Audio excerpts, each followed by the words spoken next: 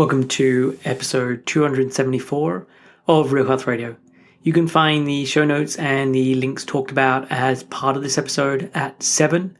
So the word all spelt out, seven.com/274. Hey everyone, welcome back to another episode of Real Health Radio. I'm your host, Chris Sandel. I'm a nutritionist and a coach, and I help clients to fully recover from disordered eating or an eating disorder so that their days are no longer governed by fear and anxiety, and instead they can live a meaningful life in alignment with their values. So today's show is a guest interview, and my guest today is Justin Sunseri. So Justin is a licensed marriage and family therapist that thinks the world needs a new understanding of mental health, one that's simplified, easily accessible for everyone, and doesn't rely on abstract psychobabble. He is deeply passionate about polyvagal theory and its transformative role in trauma recovery. And as a therapist and an educator, his mission is to demystify the mind-body connection and empower individuals on their journey towards emotional balance and self-regulation. So I've been aware of Justin for many years now, which I talk about in the intro. And I first invited him on the show back in March of 2021, and it's taken until now for us to be able to find some dates and make this happen. But I'm really glad that we finally got to speak, as this is a really great episode. So polyvagal theory is a huge part of how I work with clients, and Justin is one of the people who I followed and have learned a lot from because of his knowledge in this area. So this episode is really a deep dive into all things polyvagal theory, and the interview really can be broken down into three main areas. So there's Polyvagal 101, and this looks at what polyvagal theory is and all its component ideas. So the three primary states, neuroception, the three mixed states, the vagal break, coregulation, self-regulation. And if any of these terms are new to you and mean nothing at this point, within a short amount of time, they will. The next bit is then chatting about creating safety anchors and safety cues. And this is a hugely practical section with Justin sharing lots of ideas and insights. And then the final part is getting unstuck from being in a defensive state and dealing with trauma. At the end, Justin mentions a free resource that he has. You don't have to sign up to get it. I've added it to the show notes. So if you go to 7-health.com/274, you can access it there. And this 2-hour conversation flew by, and I felt like I could have chatted with Justin for many more hours. I learned a load from this conversation, and I know you will too. So let's get on with the show. Here is my conversation with Justin Sunseri. Hey, Justin, welcome to Real Health Radio. Thanks for joining me on the show today. Absolutely. Super happy to be here. Thank you for having me. Yeah, well, it was about, I think it was a couple of years ago that a client recommended your podcast to me, and we'd been talking about polyvagal theory, which is the reason I've invited you on today. And we were going through it, and then she found your podcast and said, hey, I think you should check this guy out. And I started listening, and I've been following your stuff ever since, and I use a lot of the resources that you provide with clients. And so, yeah, really, I think this conversation is just going to be all about polyvagal theory and wherever our conversation leads. I'm here for it. Can't wait. Thank you to that client, by the way, for helping spread the word. I appreciate that. Yeah, Julie, thank you very much for the recommendation. So I guess just as a starting place, do you want to give listeners a bit of background on you, like who you are, what you do, what training you've done, that kind of thing? Sure. So I'm Justin Sunseri. I'm a licensed marriage and family therapist here in California. I've been practicing as a therapist for like 15 years or so, I think. And the majority of my experience has been with teenagers. I currently work in a public school system with very, very high needs, high risk kiddos. I have lots of experience with family therapy. I work with younger kids. In the past couple of years, I've been working with adults in private practice as well. Yeah. I would say my expertise at this point probably leans more toward applying the polyvagal theory, which we'll talk about, to my therapy practice and specifically helping people work through trauma. That's kind of where I found my interest and my desire, I guess, just Yeah. being pulled in that direction. Cause I think it applies not just to trauma, but to so many things. So, besides that, I do the podcast and book writing and all kinds of stuff, which I don't want to go too far into right now, but like tons of stuff. Yeah. Yeah. And when you first studied as a therapist, like what was the area you thought you were gonna study in, or what was the pull even just towards that as an area of interest? Yeah. Well, I had originally started off in junior college. I went to junior college after high school, and I was an art major at first. And I realized within the first year, I did not like to do what the teacher told me to do creatively. Yeah. And I'm like, if I can't do this for a teacher, I probably can't do this for a living if I'm working for somebody, Yeah. So about a year into my college career, I talked to the academic counselor at the time, and I'm like, hey, what's that thing where people talk one-on-one with somebody else and help them with their problems? And she's like, oh, psychologist, counselor. And that started me on my path. I was already drawn towards psychology. In high school, I remember learning about psychology, subconscious stuff. I was just kind of into it. And I remember being really into hypnosis and teaching myself how to hypnotize my friends, which was a ton of fun. Yeah. I don't know if I use it terribly responsibly, but overall, I think I was pretty moral and responsible with the powers I had as a high schooler with being able to hypnotize my friend volunteers. But yeah, so I've always been kind of drawn to this stuff. And I think polyvagal theory brought a level of objectivity that I also feel drawn to, but it provided an actual paradigm for psychology, which is kind of lacking in the field. So it brought this paradigm of how to view mental health and trauma and relationships and all kinds of stuff, right? So it's like it just clicked, it clicked, and it's just something I had to pursue. So it very much aligns with my interests of therapy and mental health, but it brought a level of that objectivity, I think, that just kind of clicks within me, that I need something very concrete to work with instead of just like vague ideas that kind of float around in the psychology realm. Yeah. And so one, you've got a great voice for hypnotism. I got to just say that. And then two, like how did you then discover polyvagal theory? Like what was your entry point into it? So I work for a public school district. Yeah. And during the summers, typically kids don't really want to have anything to do with school. And that includes, meeting with a school therapist. And so there was a summer a couple of years ago, I think 2019, 2019, where I had just time. I had time to do some professional development. And I was really frustrated with my outcomes when it came to working with kids that I knew had heavy trauma or things they had been through that were traumatizing, but as best I knew it back then. And I was just frustrated with my ability to make a deeper connection with them and help them get to the next step of, making change in their life.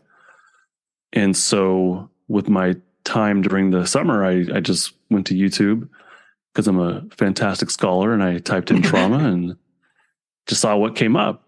And just, what I told myself was, I know nothing and I'm starting from scratch. And so with as best of a blank slate as I could get to, I just started learning. And specifically, I think what I was looking for was understanding how trauma like lives in the body, quote unquote, lives in the body, because we hear that so much. And I learned that in school and, through continuing education and stuff, but no one ever explained why or what that means. And there was like no explanation of what the heck that means. They just kept saying trauma lives in the body. And had you read like Bessel van der Kolk's The Body Keeps Score at that point? Okay. No. So what I did was I eventually stumbled upon Peter Levine, who is the creator of somatic experiencing. And he had answers. He had answers for how trauma lives in the body. He specifically focuses more on the shock trauma kind of stuff, but it was like very, I didn't believe it. I thought it was nonsense at first. I was like, this is ridiculous. No, you can't just shake and tremble and release trauma, And so or feel better. For the listeners, what is his stance in terms of like how trauma lives in the body? The basic idea is that somebody goes through a traumatic incident where they are their body's prepared to run away or fight, but then is immobilized, and that locks the flight fight energy in the system. And so from a shock trauma perspective, where you're surviving a thing, that's kind of his idea. And the way that you release that looks like, or could look like, shaking and trembling, and there's way more to it. But that, I mean, just from, if you're looking at stuff on YouTube, that's what you're going to find. That's the basic idea. And he has much more in depth in his books and whatnot, but that's the basic idea. So I'm like, at that point, I was just like, this is nonsense. But I reminded myself, no, you know nothing. Keep going with it. And so I kept pursuing that, and eventually found Dr. Stephen Porges, who was doing a really dry lecture with terrible PowerPoint on the polyvagal theory. And there was enough there for me to be like, oh, okay, he's talking about the autonomic nervous system, brainstem stuff. And I didn't know much about that at all, but it's like, oh, here's someone who's doing research, who's compiled, evidence. He can connect it to evolution. He's talking about the autonomic nervous system. Like, this guy is a primary source. He's building on other primary sources. So that seemed much more legit. And I think Peter Levine is totally legit. I really like his work. He's fantastic. But Porges is that primary source that really lit me up and was challenging in a way to where I just had to keep learning more and figuring out what the heck he was talking about. So that's how I got into it, was just not being happy with therapy, with how I was as a therapist working specifically with people who were heavily traumatized. Okay. And then from like Porges, where did you go from there? Like, who are other sort of big influences for you in polyvagal theory? Deb Dana is really the only one that's really spoken to me and really got me interested. She was probably the first person or the only person that really was able to not translate it, like to translate, to be able to take it, because she works directly with him. Yeah. So she took his work and directly translated it into language for therapists, but really for anybody. She made it very, very accessible. Yeah. And so those two plus Peter Levine are really my main sources of understanding this stuff, but also got me going on how to approach working with people who are stuck in a traumatized state.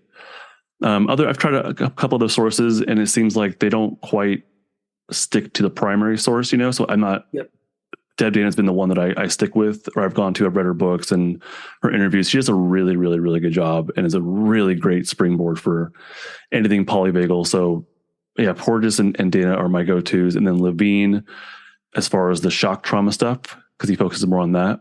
Those are my three mains. And then like Bessel van der Kolk, the book you mentioned, Body Keeps the Score, really, really interesting read. I haven't gone to him for like how to implement and whatnot. So those three much sources are my polyvagal trinity, I would call it. Okay. And I've had Deb on the podcast, so listeners, I'll put a link to that in the show notes. And I agree. I think she does a really great job, because I think her most recent book, Anchored, was the first one that was very much aimed at the lay public as opposed to practitioners. But even her practitioner books, I think, are very friendly for the lay person. She does a really great job with breaking things down, and obviously when you're reading it, it's like, okay, this is how you do it with your client, and you then either just substitute, like, this is how I do it with myself, or this is what I take to my therapist to help them do this with me. Yeah, she does a really good job with not just breaking down the theory, but also like what to do with it. She really focuses more, I think, on she does a pretty good job of really getting you curious about all of your polyvagal states. Yeah. But the glimmers and from the safety state, like, that's, I think, more of her specific thing. But she makes it really very accessible, but then also has tons of ideas of like, here, try this.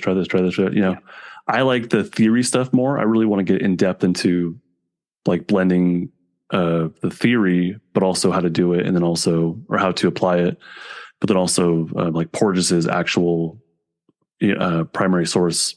Like, I want to like combine all those and then use that as my springboard. Yeah.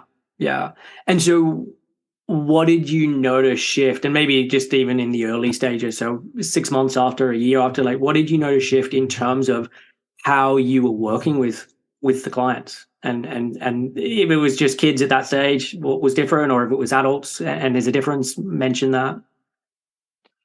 The initial thing that I noticed was for the clients who were interested in learning about this stuff. So I found ways to teach these things very simply with my teenage clients. And for the ones that were interested in it, it actually provides, we call it a new narrative. It provides a non-judgmental, non-shaming explanation for how they are the way they are, why they are the way they are. And it doesn't involve blame. It doesn't involve, anything like that. So I think it's just a very accessible way of understanding yourself. Yeah. That actually last week? Yeah, last week there was a client who was finally ready to kind of be open up to more, and actually a couple clients that were finally ready to be open to more answers. And so teaching them these pieces, they were finally, ready to learn about the different polyvagal states and whatnot. And you could see in their face, like it was just this lightning or releasing of judgments. And it's like clarity is the right word. Yeah. It was just this clarity that kind of came over them that they were able to smile about, even though we're talking about things that are really difficult. Yeah. By hearing the theory and how it applied to them in their specific life and what they went through and why they are the way they are right now and what they could do about it was you could see in their face just the clarity of and being able to shed a lot of the judgment and blame they had toward themselves. Nice. I think that's like the initial impact of this thing is if you just learn that, like that is, it really opens up the potential for further work. If you're going to go that route, it really just opens up like, oh, if I'm not the way that I am because I'm broken or I was born defective in some way, then like, oh, what can I do with this? And so the potential for, making change, I think goes up if you have that foundation of non-judgment. Definitely. And I think, this is something I bring up really early with clients as well, because it is the way I kind of talk about it. It's like, it's a framework or it's a lens in which you can then see things through. And it means that then after we've had these conversations and after they've started to understand the states, and this is all stuff we'll go through today, you can then you just keep coming back to it and you keep like noticing, okay, what does that tell me about this thing? Like it becomes a really helpful lens to see things through. And like, this has been so important for me, understanding myself, for me as a parent, for so many things. So like, I learn all this stuff and yes, I use it with clients, but I use this so much with myself. Absolutely. Yeah. I have nothing to add to that. The answer, I just am in complete agreement.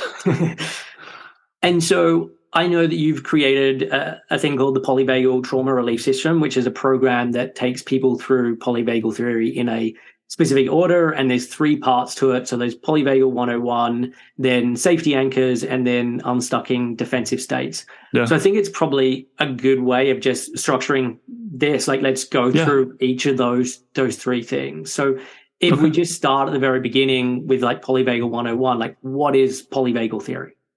The one sentence idea of the polyvagal theory is that it's the science of how, specifically how mammals connect, but also how we respond to danger. And it's more than that, but that's the basic idea. It's just how do we connect, and we're human beings, we're mammals. How do we connect to each other? But then also when there's danger around, like what happens? That's the basic idea. And then from there, once that information is out, then people in the trauma realm kind of like latched onto it. And it's like, oh, this is the explanation for how trauma lives in the body. But that's a basic idea of polyvagal theory. It's the science of how we connect and how we respond to danger. I think Porges calls it the art of human connection, or the science of human connection. Yeah. The Polyvagal Institute calls it that. On a deeper level, it's an explanation of how the autonomic nervous system shifts in response to safety and danger. And it teaches us that we have 3 distinct but overlapping but basically 3 distinct autonomic states that we can exist in. And so we can be in our safety state where we can connect with each other and smile and hug each other and greet and make eye contact and make crinkles in our eyes when we listen to each other. Yeah.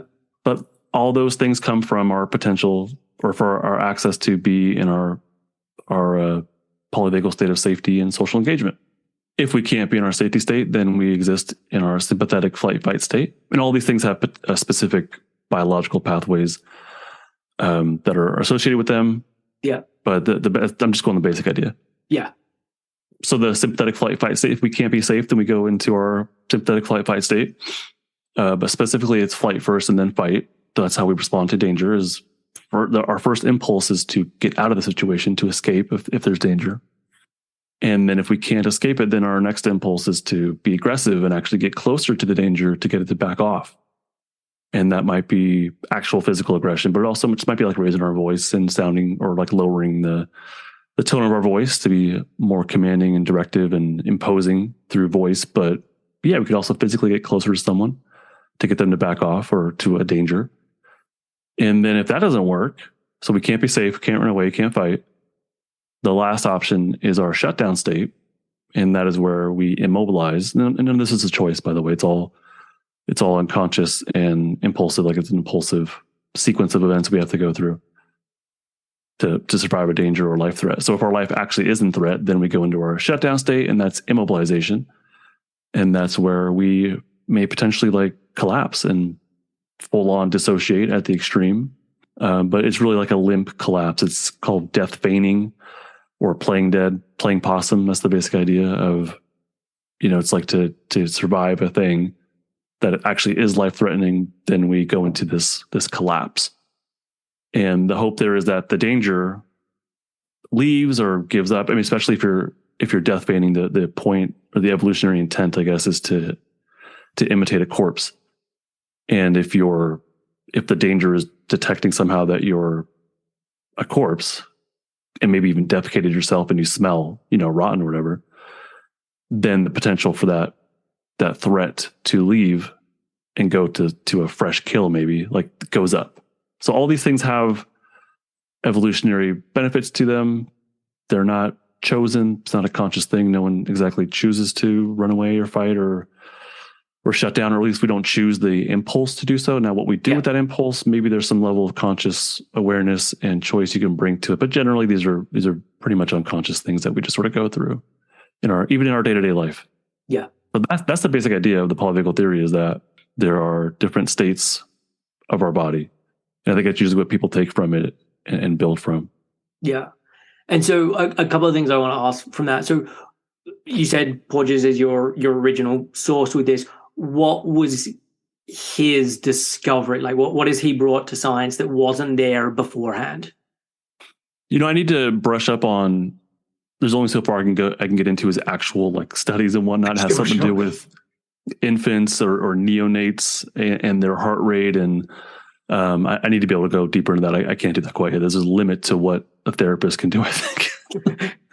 But what was the question? Well, what did he bring that was different? Yeah. So pre-polyvagal theory, the idea was that we basically exist in sympathetic or parasympathetic. So we exist in like flight fight, or I don't know, whatever else they would call that. I think it was like rest and digest. Yeah, right? I think that's so what too, I remember from like nutrition school. Like it was meant to be, there was two branches within the autonomic. One was sympathetic, one was parasympathetic. Yeah. Yeah. So, but the way they were viewed was as if they were at odds with each other. Yep. Like a duality was either this or this. And one was bad and one was good. I think flight fight or sympathetic was viewed more as like less desirable, and parasympathetic rest and digest was viewed as more desirable. Yeah. And so Porges hypothesized that, there actually might be a second parasympathetic branch.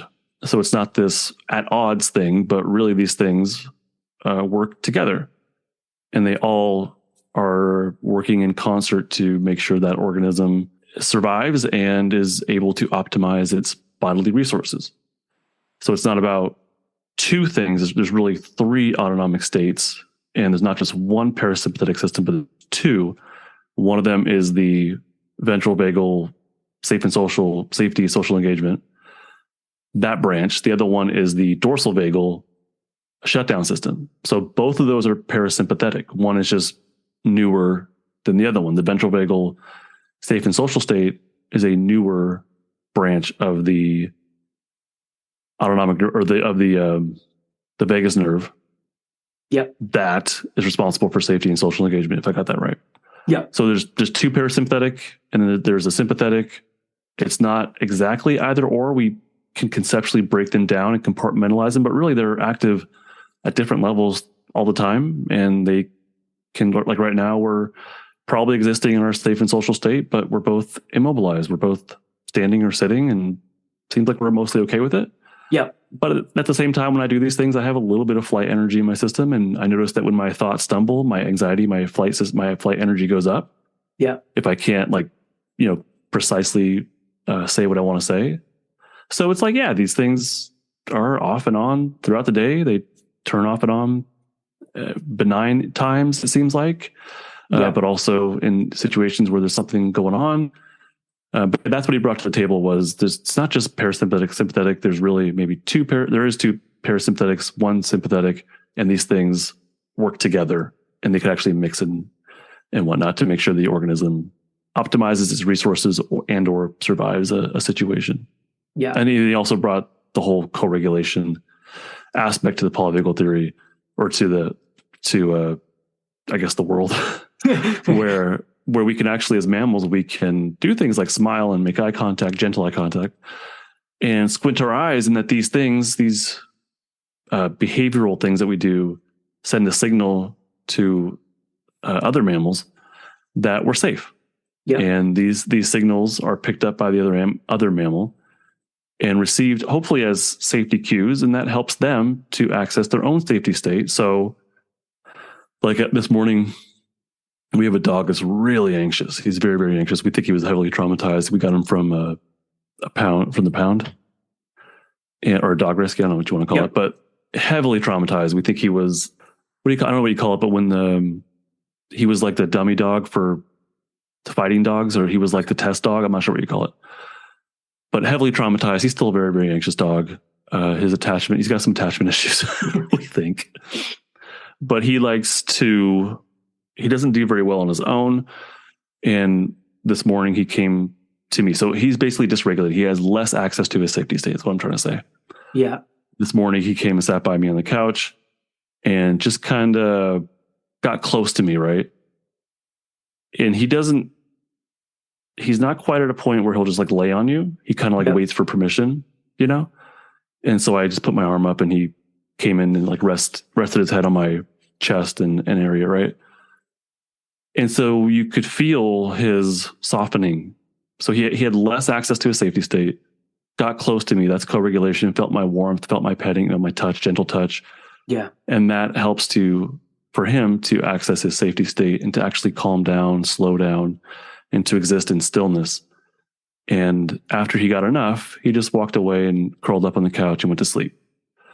So that's what co-regulation is, and that's what polyvagal theory helps to explain, is that there are these cues of safety that we can give to each other that help the other person, or the dog in this instance, to access their safety state, which is really kind of like the ideal. That's where we can actually rest. That's where we can connect with each other. That's where our resources are optimized for health and growth and restoration, is by accessing our safety state. Yeah, nice. And so, yeah, I definitely want to come back to co-regulation, because I think it's super really important. The other thing I just want to say in terms of your basic overview is, I think a lot of the time people can hear this and think, okay, this is about life and death situations. And it's like, no, you can go into shutdown when it's not a life and death situation. And shutdown doesn't mean just being immobilized and lying in a fetal position. Like, you can be in shutdown while you're in a meeting. You can be in shutdown like while with someone. Like, so I just want people to understand that as well, that there's subtlety to this as well. It's not like the all-out fight and flight and the all-out shutdown. No, exactly. And I laugh because I totally go into shutdown with large people. I don't do well with large groups. I can't stand meetings, especially ones that can be done through email. I don't do well with those. And so when I go to these big staff meetings, I sit in the back because that's where I'm the most comfortable. It kind of feels like I'm hiding a little bit. I do well back there. If it's a potluck or something like that, I'll be in the corner. Leave me alone. I don't want to. And it's just like, it's just not my thing. If I'm one-on-one with someone, I'm fine. especially Yeah. someone I'm, comfortable with, or a friend. There's zero issues. But I know for my system, when I'm around large groups of people or new people, I just don't do well. I'm not super social. Yeah. So in those instances, my life's not in danger, but I definitely notice more of a shutdown reaction than, typical.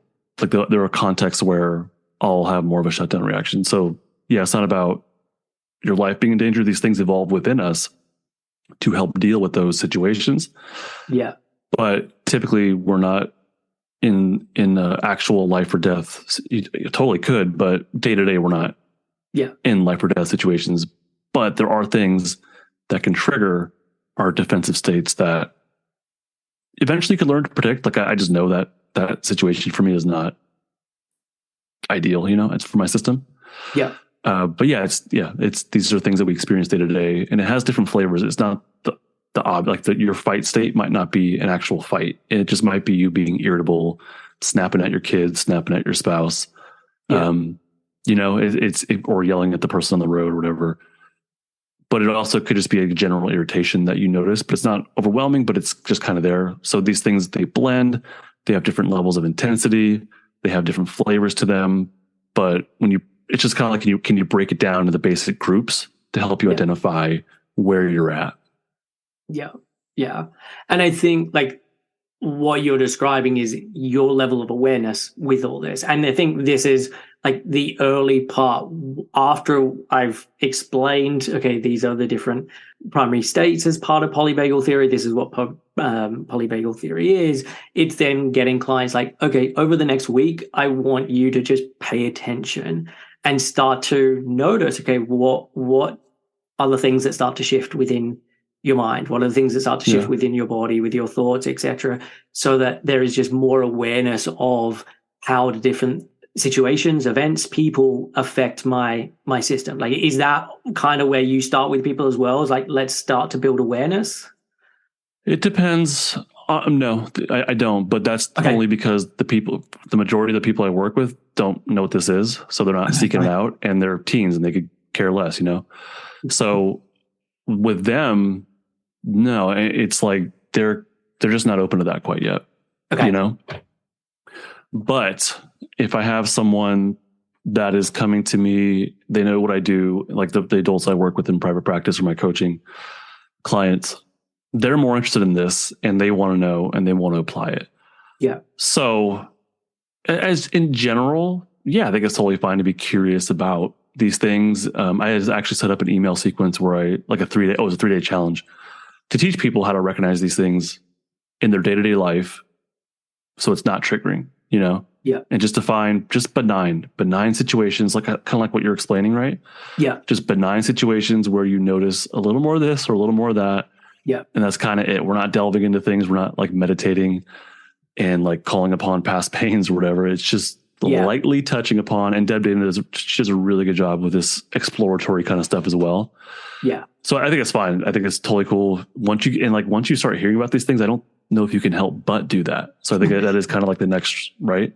That is kind of like the next logical step that I think people will get into is, well, when do I feel this or that? And identifying emotions that they can categorize into one group or another. But when it comes to like treatment, what I do, like if someone's saying, like, I want to work on my trauma, I want to work on my mental health, I want to change this or that, the first thing I assess is, okay, well, what's your access to your safety state? How can you remain grounded in the present moment? Are you curious about, how you feel? Are you able to tolerate these more defensive types of emotions that come from your defensive states? So that's usually my first stop is, what's your capacity to do this kind of work? Because it can be really, really difficult. Yeah. And if we keep going down this road of working on dysregulation, it's like the safety state has to be developed. So that's why the second phase of my system is building safety anchors. I call it building safety anchors. Like, you have to build your potential, your capacity to feel safe, to access your safety state. So that's after learning the theory.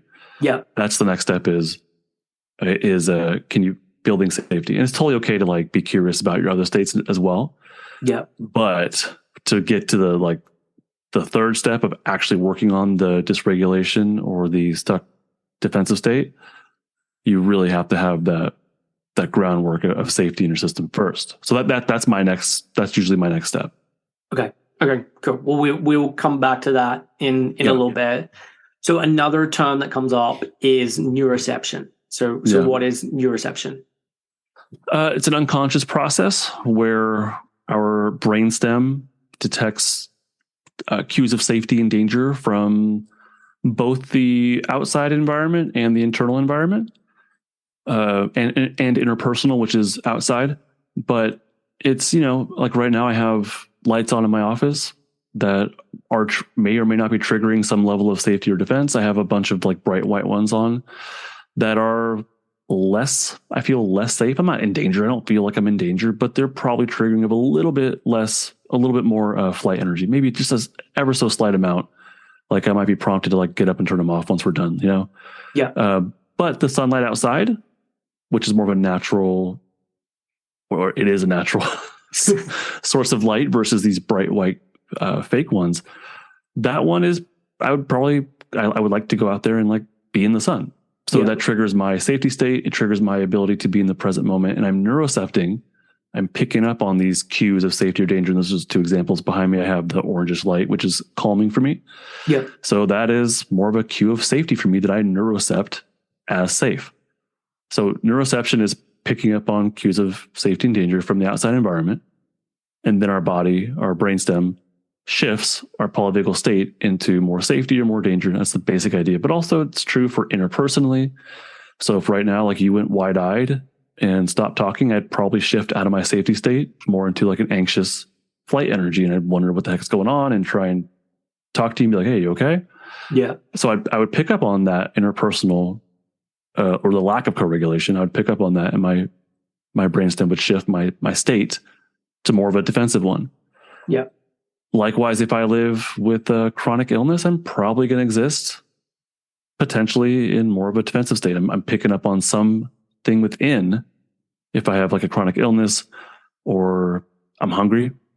So, if I feel hunger, my body shifts to more of, eventually it gets to a fight state and I get hangry, right? Hunger plus anger is hanger. Yeah. So those internal things that I just need or that I'm wrestling with internally as far as illnesses, like that's probably going to shift me down into more of a defensive state. Things like hunger, I can deal with that. I can eat something and that'll help me shift my state as well. Yeah. There's other things that I might, people live with chronically where they can't exactly, it's still possible to access safety, but there's things that are neurocepting inside that are probably going to be a lot more challenging for that. Yeah. So neuroception that's the basic idea, is you're picking up on things unconsciously. Yeah. You could be consciously aware of it. You could totally be I'm consciously aware of my lights, but the way that I'm talking with you right now, I'm still picking up on these things without my conscious awareness. Yeah. So not just lighting, but sounds. Right now it's pretty quiet for me. So nothing that's taking me out of my safety state. If I heard my kids scream, I'm going to like shift out of my safety state. That's going to automatically, I don't have to think about it. I don't have to hear it and then process it and think, oh, I should feel this way and then go do the thing. No, I hear it. My brainstem hears that shrill sound, and within my DNA is encoded an autonomic reaction to shift into flight energy so that I can go run over there and deal with the situation. So that's neuroception, is picking up on and then shifting into these different polyvagal states. Yeah. And I think it's what you said is really important in terms of this happens at the unconscious level. Like even when it comes into your consciousness, the shift has already happened. I can't remember if it was Deb who used this example, but it's you see a stick, or you don't see a stick, you see something on the ground and you jump back and you thought it was a snake. And then actually when you look a second time, it's a stick. But obviously you'd already jumped. It's not that we wait for it all to come into conscious awareness. And so, your body is kind of taking you to this place, and then you come up with a story or come up with a meaning of why this thing then occurred. Yeah. The story eventually settles in. Yeah. But I mean, it's kind of like, it's a good thing that we do these things outside of our conscious awareness, because day-to-day existence would probably be a lot more difficult if I had to, take in stimuli from the outside world or the inside world, interpersonal world, and actually somehow think of how to feel about that. And then what happens is my brainstem would, through just natural neuroception, the brainstem not only shifts your polyvagal state, but that shifts other things like my metabolism or my pupil dilation, how much I'm sweating, my muscle tension. Like imagine having to think about all these pieces and knowing the correct amount of like how much my eyes be dilated right now. And when I turn my head, it's going to shift, right? How could I ever possibly consciously do that? So, and have healthy relationships and be able to, binge watch something on Netflix, maybe. We were watching something called Beef. It's fantastic, by the way. It's really, really interesting. Some friends were over and were recommending it, but I don't know anything about it. Really good.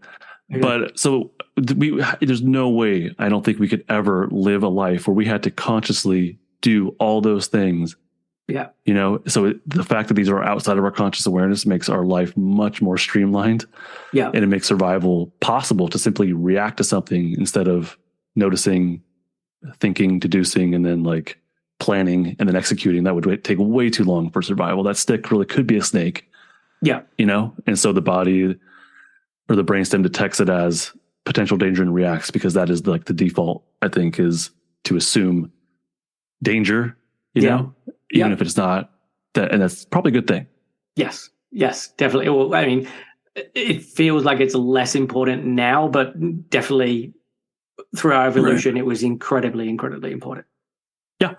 Yeah, pretty much. So hopefully people can pick up on a potential danger, but then do some sort of like they can detect on there's a snake and then look over and realize it's a stick, and then do something called self-regulation, which is you climb back up into your safety state. You're able to relax and the body can self-regulate itself out of flight, fight, and back into safety. And so people who live in more of a traumatized state have a difficult time doing so. Yeah. And it's a, maybe a silly example for what we're talking about, but the basic idea is the same, where if somebody gets triggered, let's say they get triggered by somebody's words or, I don't know, a certain image or a meaning. I don't know. They're triggered by something on the internet. Let's say that might really like live within them, and their ability to self-regulate out of it it might be very, very challenged, or maybe there's some sort of interpersonal issue at work. And for most people, they might roll with it and say, "Oh, the person's a jerk," and move on with life, right? Or whatever. But for someone who lives in more of a flight fight state, that really may sit with them and kind of eat away at them throughout the day, and they'll ruminate on it. They'll stay stuck in that flight fight state and kind of play it over and over and over again in their mind, not consciously, not like they're choosing to, but their ability to self-regulate out of that and back into a safety state is compromised. Yeah. Yeah. Well, I mean, the one that I come up with a lot with clients is the triggering of these defensive states connected to food. So someone can intellectually know that eating a sandwich or eating this thing or eating that thing isn't unsafe. But once they are put into that situation, this gets triggered within their body. And again, this is where them understanding polyvagal theory can be so helpful, because there can then be all this judgment and shame of like, why can't I just do this? This should be really easy. I want to get better. I want to recover. And yet they then enter into this situation and it becomes really challenging for them. And this is where their body at that point is cataloging this experience as danger.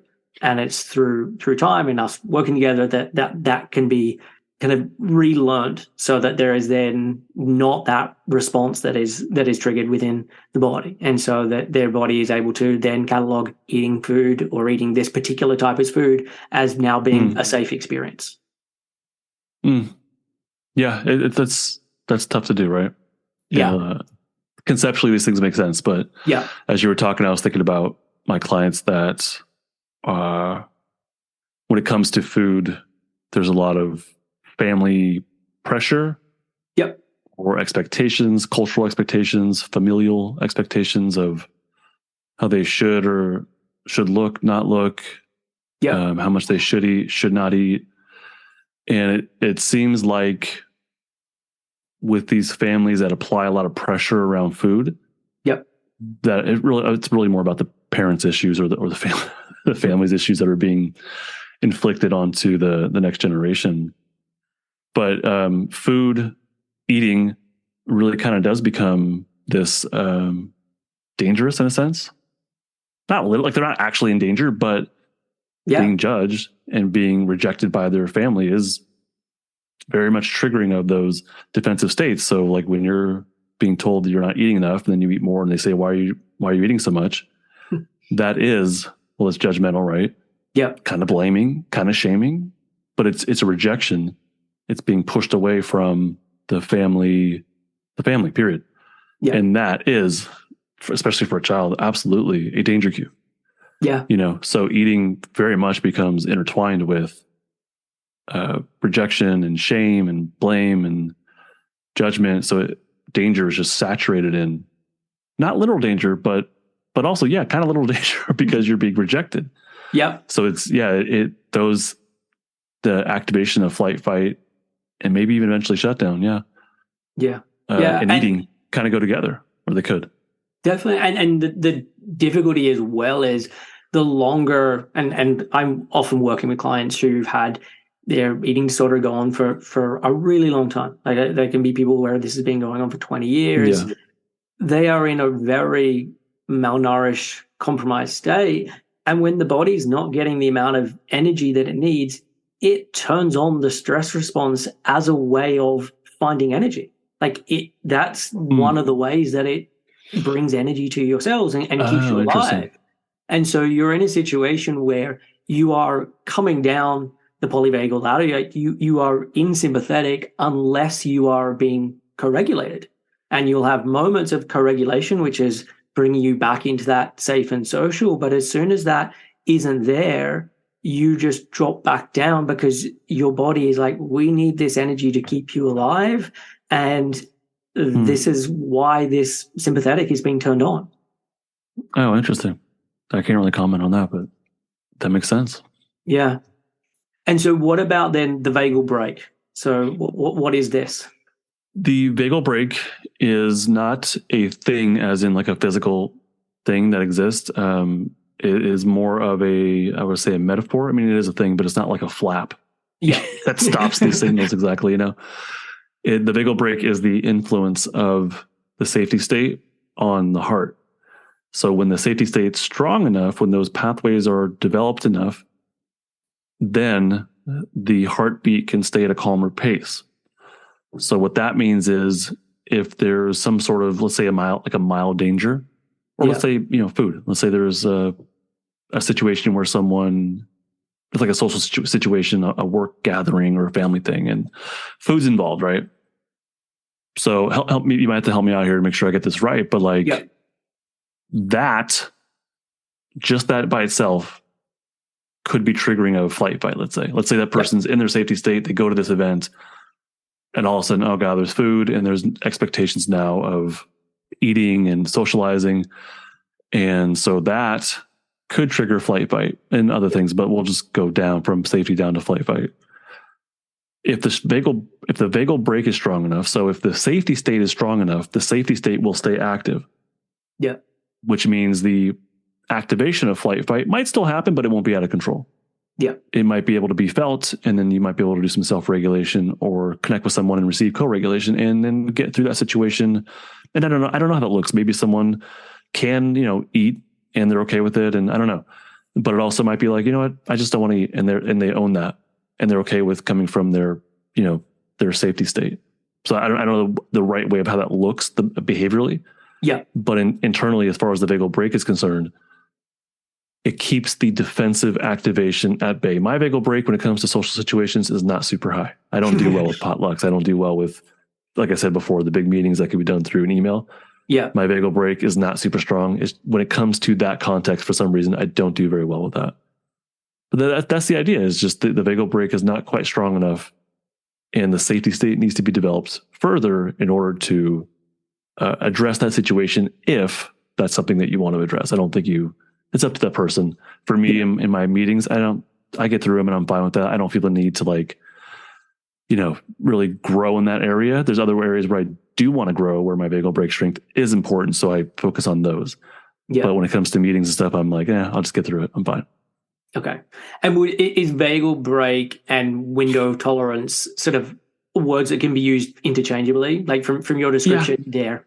Yeah. Yeah. When we like, it's, that person who, if you don't have the polyvagal theory information, you would say my window tolerance is just not wide enough yet. My distress tolerance is not strong enough yet. It's the same thing when it comes to the polyvagal theory. We're just saying, here's the mechanism. This is why. This is what's happening. It's the safety state. These pathways aren't, your ventral vagal pathways are not, active. Basically, they're not.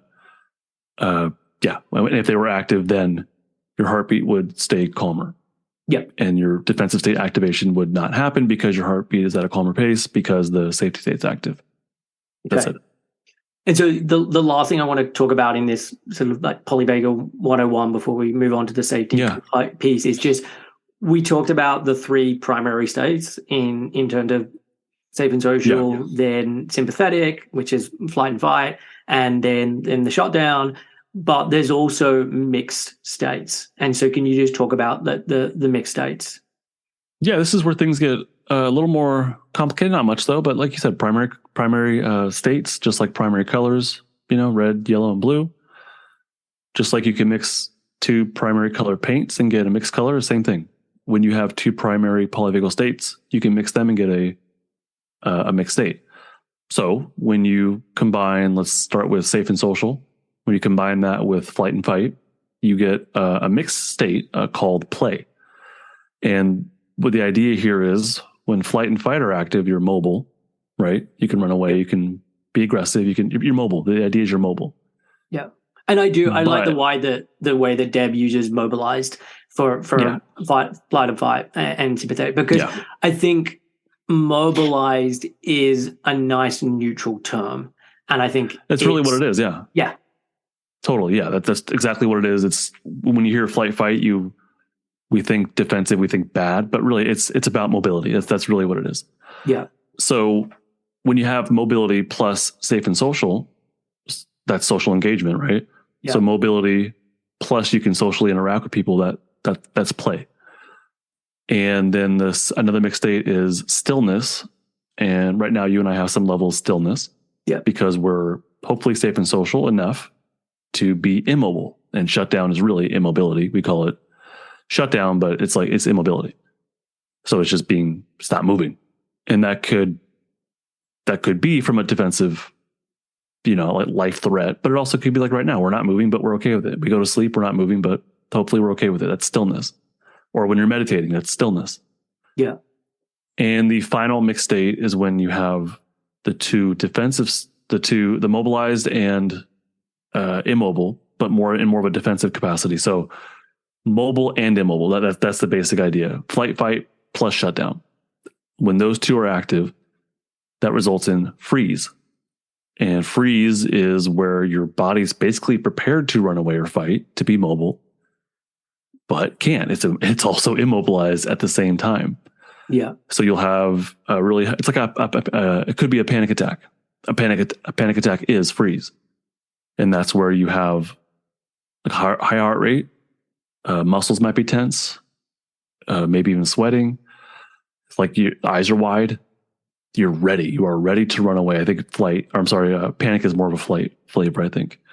But you're ready to mobilize and get out of the situation, but your body's also frozen. It's shut down. It's immobile at the same time. So that's the mixed state of freeze. Freeze and shutdown are different.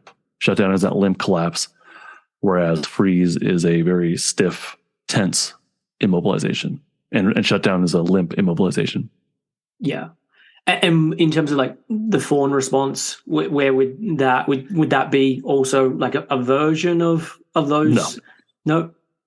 Fawn is something different. Fawn, I would say, is a behavioral, and I don't think Porges ever talks about fawn in his primary. I've never seen him mention fawn as a polyvagal state. There's no biology for fawn. There is no pathway for fawn. Fawn is a behavioral adaptation that I would argue can come from any defensive state. fawn is where you are, and I've seen some people try to differentiate. I read an article recently about how appeasement is different than fawning. I don't know if I quite buy that, but this really comes down to maybe opinion. But fawn is really you're getting your needs met by appeasing or complying with, I'm not sure the right word.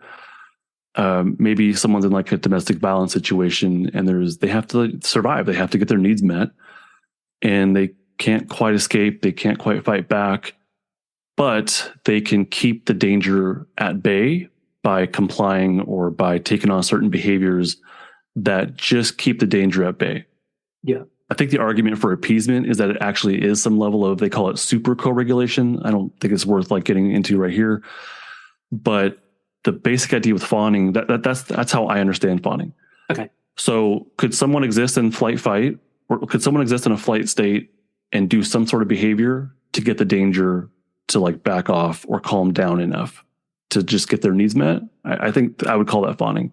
Could someone exist in a fight state and do the same thing? Could you exist in shutdown and do the same? Can you take on some sort of behavior and get the danger to lessen or to get your needs met?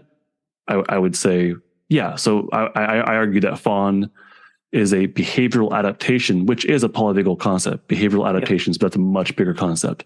Yeah. I would say fawning fits into behavioral adaptations. I don't talk about fawn very much, so if I'm struggling, that's why. But it's a behavioral adaptation to a polyvagal defensive state like flight, fight, shutdown, or freeze. Yeah. Okay. No, that makes complete sense. And then I guess the other thing that we just haven't mentioned at this point is just within each of these different states, there are different thoughts that will naturally arise. There are different emotions that will naturally arise. There are different sensations that will naturally arise. And in the same way as we talked about that neuroception and this being very much like an autonomic or an automatic, response, it's the same here. And I think this is where I think the awareness piece is so helpful, because you can notice your experience of like, okay, I'm having these kinds of thoughts come up. I'm having these sort of sensations within my body. What does that tell me about the state that I'm in? Because I often, when I'm working with clients, we'll talk about like, let's not get so hooked in by the content of the thought and like, how do I outthink this thought, as opposed to just where did this tell me that I am on that polyvagal? And they talk about it like the polyvagal ladder, like where am I on this ladder? And so what does that information tell me? Well, I mean, to go really, really literally based on what you just said, if someone's able to recognize their thoughts and their emotions, maybe their sensations, maybe even their impulses, that person's pretty well anchored in their safety state, in my opinion. If you can recognize all that stuff and allow it, that's a really good sign that you have enough anchoring in your safety state. That's a really good sign. Yeah. So to recognize these things is not easy. Like if you're in a fight state, your capacity to be curious about your inner world is very low. Yeah. You're much more engaged and interested in dealing with the threat of the outside world and getting it to back off. And so you're not going to have much capacity to notice, what's going on in your thoughts and in your feelings and stuff. Yeah. So it might be more of like in the moment, that might not be happening. Probably won't be happening unless you have enough anchoring in your safety state and you can actually feel that fight energy and be okay with it, mobilization, that power, and be okay with it. That you could totally have some level of mindfulness there and own it and whatnot. But so it might be like more after the fact where you look back and you're processing something and you're anchored in your safety state and now you're thinking about that interaction with somebody at work or with your spouse. Yeah. And you could recognize, I was in my fight energy. My thoughts were all about blame and I was really judging that person and accusing them of this and that or bringing up the past, which might be valid, but you get the idea. Yeah. And I was tense and I just was like, my eyes were just like dead locked on them and they were wide. Like you could totally look back and be like, I was really in my fight state and not in a very well regulated place. Yeah. I'm not sure I'm not sure if that answers your question. What was the question? Is like, how do you recognize it actually was more like just a rhetorical question of like, importance of recognizing your state. And like, I agree with you. And again, it depends on the flavor of things. Because I'm thinking of experiences that maybe with my son, and I can, because we're not in a head-to-head battle. It's not an actual a specific altercation. It's just okay. I can notice a tenseness to this thing here. I can notice how I'm feeling. Okay, I've definitely come down the ladder, and I'm not being the kind of person I want to be in this moment. Or gosh, I'm noticing how this is affecting me. So I think yes, there are definite moments where it's like I'm just in the moment. I'm so in the moment I don't even recognize it. And actually, the more I've learned about polyvagal theory and the more I've kind of practiced this, it is amazing how much more awareness I can bring for all of those different things. And like I'll have conversations with my wife where sometimes it will go in a certain direction, and I'll be like, "Honey, like I'm in shutdown now. Like I'm so unproductive as part of this conversation. I need to go for a walk. I need to go and do something because I can't." Barely string a sentence together. I can't really think because I can notice where I am in my body, and it's taken time to get to that place. But I think I do think that is on the menu of where you can get to if you start to kind of really pay attention to this stuff. Yeah. Ideally, what you're describing is your vagal break, or if you can notice these things, then that person if their vagal break is strengthened enough to be able to tolerate some level of activation of their defensive state, of mobilization or immobilization or whatever it is. Their vagal break is strong enough to notice some of that without getting caught up in it and like spiraling into it and actually entering dysregulation. So the safety state being active allows us to notice those probably more mild to moderate levels of activation of more of a potentially defensive state. I think that's kind of what you're describing, and that's a really good place. It's not bad to feel these things at all. It's not bad to feel angry. It's not a bad thing. It's not bad to feel sad or anxious. So it's not bad. It's ideally, though, we just want to notice it and either allow it. Like if you're just alone and you're feeling these things, then we want to allow it and eventually mindfully experience it. But that's later on down the road. That's like phase 3 stuff with my system. But at a minimum, if you can just like allow it and be like, oh, I'm just noticing this and I don't want to feel it anymore, but I'm going to let it be there and just go do something else. Like that's fantastic. I think it's a really good thing. If you can just notice it and talk about it, awesome. And so there's nothing wrong with that. There's nothing wrong with these things being there. You actually notice it, feel it, and then do something about it. That might, like when you said that you noticed it and then shared with your wife, hey, I'm not doing very good right now. I'm not a productive member of this conversation. You did something like that's amazing. That's great. I would love it if we had more people that could do that. And people on the other end of those messages that are like, oh, okay, let's take a break. I got you. Do your thing. I'll be here when you're ready, to come back. That'd be amazing. I think that's a really good thing. These aren't bad, Yeah.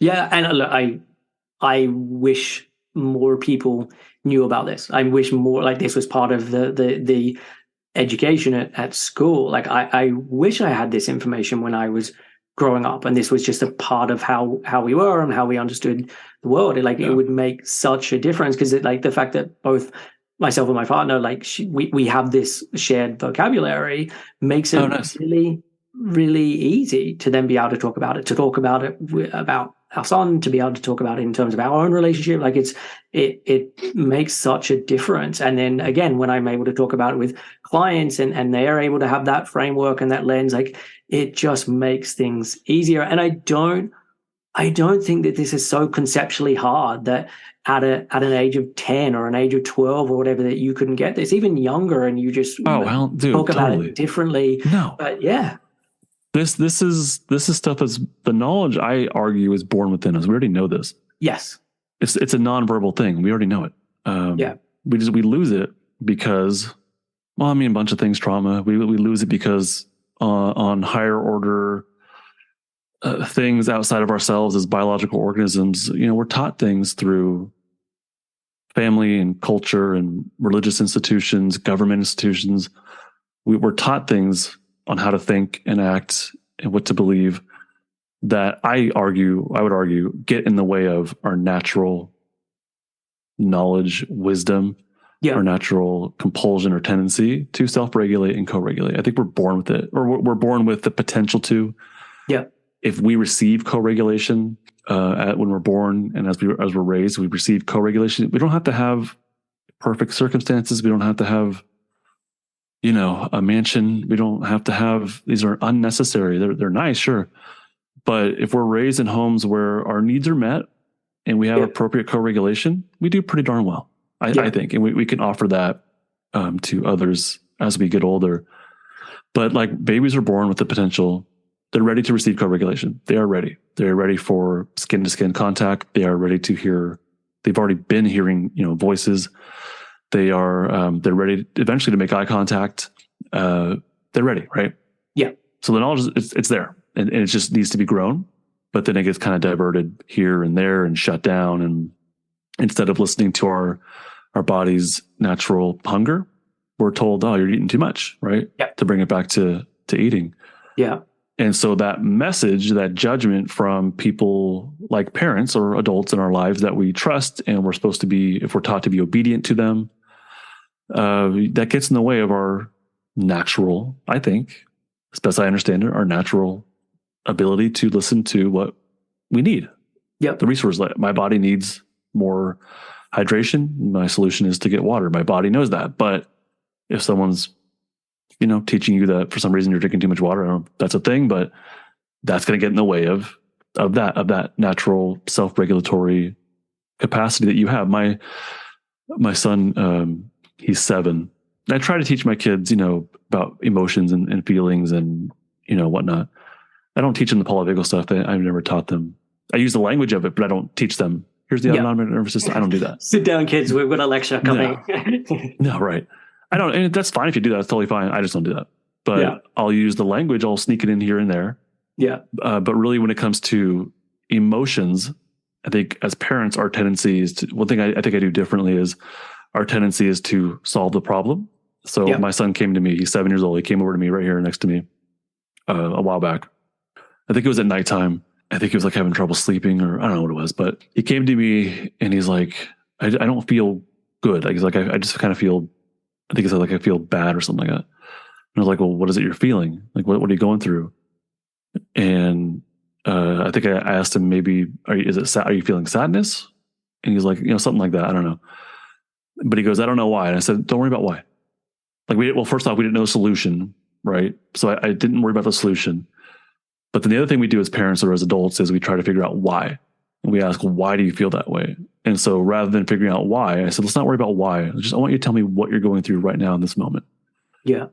And that gives them a chance to use language like, well, I just feel heavy, or I feel down. I feel whatever, empty, So I'd rather him use words like that as much as we can. But we totally use words like sadness and angry and whatnot. But there's a felt sense or experience of these emotions. And so when he was able to just name what he was going through, and he just used simple words like, I just feel heavy, or I feel down or alone or something like that.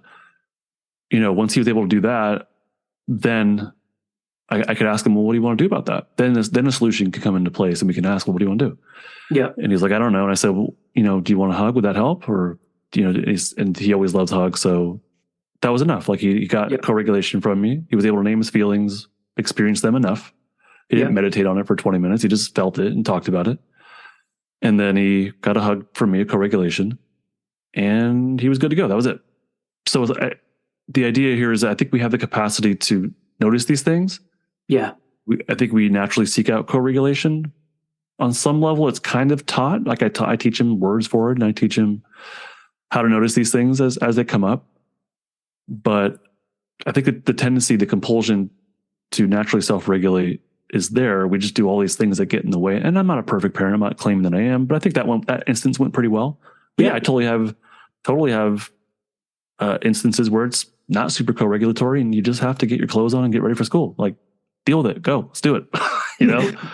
And I have to I'll apply a little more flight fight energy, because we do have time limits and we do have pressures in life, and we just got to deal with it. Yeah. Yeah. Well, that was lovely hearing about you with your son. And I think the thing with that as well is you, as you said, you didn't instantly jump to like, how do we solve this? There was more like, in a sense, like, let's be curious, let's explore this a little bit. And then, as you said, like, you tell me what would help in this, or like, if you can't tell me, like, I'll suggest some ideas. You can do ideas, I think, we could totally brainstorm this. That's nothing wrong with that at all. Yeah. But I just, if you jump to the solution, then their curiosity about what it's like to be them, I think, goes down, and their ability to put words to it. And I'm not going to say like, if I told him just to go away in that moment, that's hurtful on some level, I guess. But I'm not saying it's irreparable or that he's traumatized for life. But I don't need people to be perfect parents. That's not necessary. But as much as possible, when you have these little moments, to be curious, I would really encourage people to hold off on the parental need to solve the problem. Yeah. Or to give advice, pull back on that a little bit. There's totally room for that. But before that, you need to be self-regulated as a parent or as a partner or whatever it is. And then be curious, just like, hey, what's going on? What are you feeling? What's happening inside? Yeah. And then put language to it. And then, we could totally have room for problem solving after that. Yeah. Nice. And so, the next area is getting into developing the safety anchors. And so, just I'm going to start it as a very open, broad question, like, talk about this, like developing safety. What does that look like? Actually, you know what? I don't know if you're going to touch upon this, but there'd be, I think, one more big concept, especially for your audience, which is the behavioral adaptations concept. Okay, sure. Do you have time? Do you want to do that later on, or okay? I think it's really important. Okay. I think it's really important, and it's going to really help frame what people might be going through as far as eating or whatever they do. But a behavioral adaptation is where we, like I mentioned it before, but it's basically we do a behavior that reduces the intensity of the defensive activation. Yeah. So in that example of my son, instead of coming to me and seeking out co-regulation, what if he just went on his tablet and ignored how he felt? Yeah. So using the tablet, or for us adults, mindless, or even teens or whoever, everybody at this point, mindlessly scrolling through your phone, TikTok. I don't go on TikTok because I see how addictive it is, and I do not want to get sucked into it. Or like the reels or whatever, those short videos that people just like, you just turn into a zombie and you go through it. Yeah. That's a behavioral adaptation. You're doing something, in my opinion, you're doing something to distract yourself from whatever the hell you have going on inside. Yeah. Drug use, cutting, eating, overeating, undereating, all these things and more. Picking at just simple examples, picking at your cuticles, fidgeting, all these things they relieve or reduce. I'll say reduce, not really relieve. They reduce the activation of your defensive state enough to where it's not out of control. Like it's, that's what behavioral adaptations do. They do something to just reduce the intensity of whatever it is you're going through. So I think it's really important for your audience to kind of get that. So whatever you're in fight, freeze, shut down, instead of mindfully feeling it, experiencing it, and letting it be there and letting it do its thing. Yeah. Instead, we all do. We go to these behavioral adaptations just to reduce what we're going through, to reduce the intensity of it. Yeah. Yeah. And I agree. And I mean, the way that I talk about this with clients is I truly believe eating disorders are anxiety disorders. And the thing with anxiety disorders it's about avoidance. It's about I don't want to feel this particular feeling, or I don't want to have to do this thing. And as you say, like by avoiding, like if you're thinking, okay, today I want to challenge my eating disorder, I don't want to take a day off doing exercise. And then it comes to it, and that feeling, it just becomes, it rises up, it becomes so intense to try and take that time off exercise. You're like, screw it, I'm just going to exercise today. It's too hard to take it off. You get that mini reduction in the anxiety by doing that. And that then just creates this vicious cycle where it just becomes harder and harder because there's just more avoidance that gets kind of baked in. And so for a very, very long time, it's like, but I haven't had a rest day now in 6 months or a year or 5 years or whatever it may be. And so it then becomes very, very, very difficult. And so that behavioral adaptation is then that I have to keep doing this thing. I'm curious, if you don't mind me switching things up a little bit. I'm going to ask you a question. Sure. Is it possible? I'll plead ignorance on this. Is it possible that someone could have a behavioral adaptation from, I'm sorry, eating disorder, or do you call it eating disorder, disordered eating? What do you? So it works on a continuum. So an eating disorder is something that is officially diagnosed, and disordered eating is then something that doesn't have that official. I'll stick with DSM. disordered eating. Okay. Yeah. So is it possible someone could have disordered eating or be anywhere on that continuum from a stuck fight state, a shutdown, or a freeze? Or do you think it's always a flight anxiety kind of thing?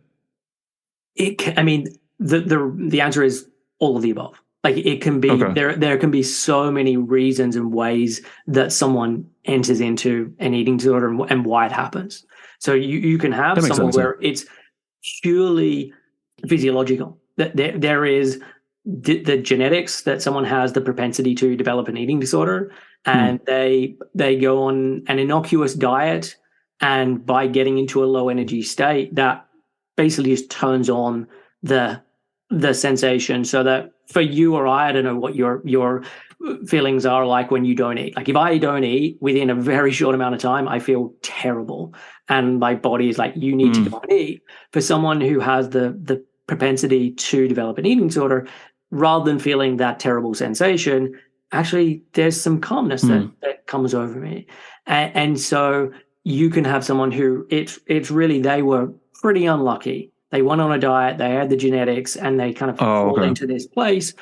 Or at the other end of the spectrum, you can have someone who's had huge amounts of trauma that has gone on from very young, a very young age, and the eating disorder is something that develops. It can be connected to managing anxiety. It can be because that was part of the trauma, and their parents were like, you shouldn't eat this much. So, I mean, long story short, there are many different kind of routes into this.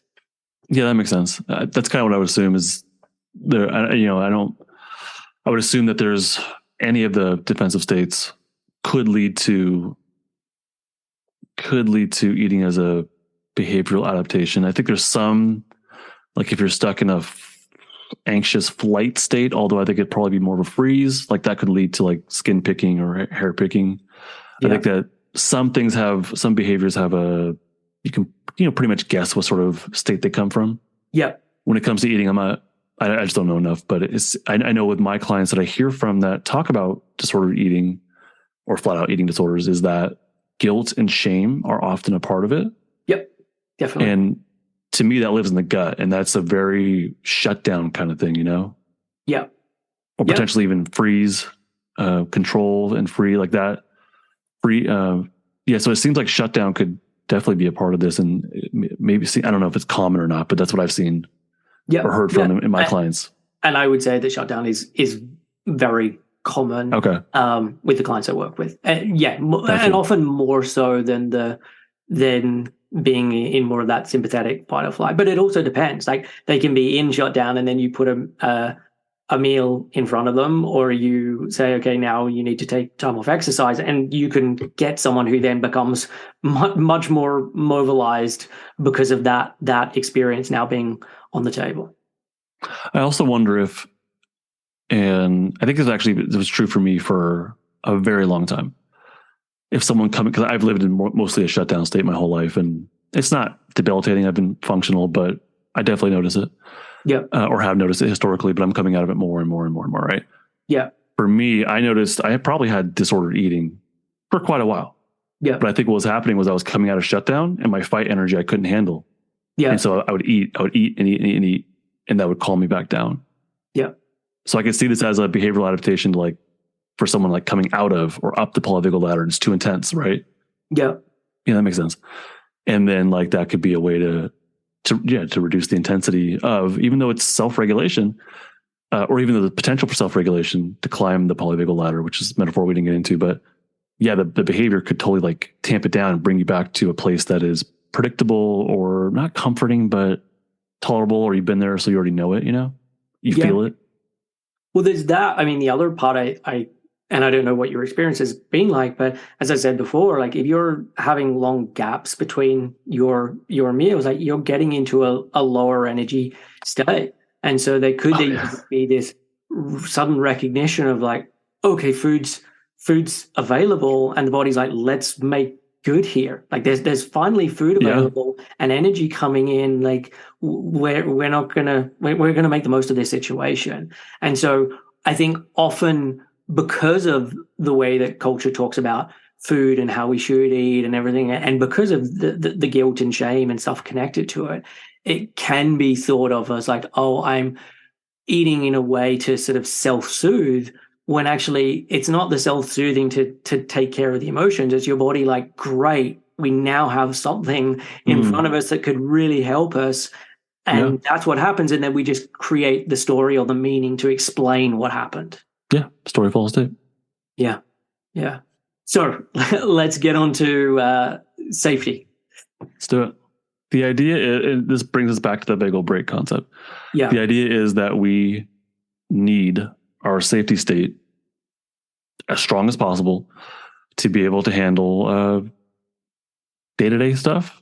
You know, to be able to handle those little minor insults at work or on the road. You know, we need our safety state strong enough to be able to handle that without spiraling into dysregulation, into a defensive state.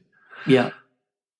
We need our safety state strong enough also to be able to handle trauma work and, you know, potentially dealing with eventually our stuck defensive state. So the safety state the vagal brake has to be strong enough. Those safety pathways have to be strong enough. We have to be able to access them, to know what safety feels like first, because that can be very different for people.